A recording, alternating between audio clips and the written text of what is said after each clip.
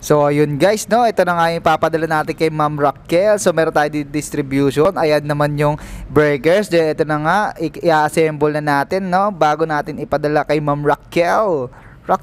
Ma'am Raquel. Yan, nakita nyo naman, tinanggal ko na dyan, inayos ko na.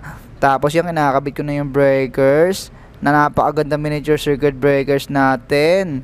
At yun nga, yung common bus bar, kabit na rin natin, no, para iwa-wiring na lang at i-install na lang ni Ma'am Raquel. At testing rin natin yan, syempre. Yun nga, tapos na, no? Kinakabit ko na ulit ang napakaganda natin distribution panel box set.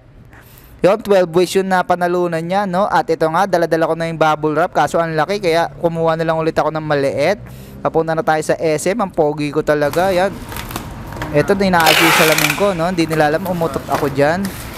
Sir, nakita mo na ba sa personal si Daniel Padilla? Yan. Ito ko lang, sir. Ito may ilaw yung salan. Kaya nga, sir, eh. Low budget, eh. Nasiyo na ang lahat, minamahal kita pagkat nasiyo. Yun, ang pangit ng boses ko, kaya nagbalot na si Sir Pogi. Mahal na kita, sir, sa totoo lang. So, yun mga parno, bali, nakapak na yung ating papadala at saka meron na tayong resibo. So, bound to kabitin ito. At maraming salamat sa iyo. Shoutout sa iyo, Ma'am Raquel.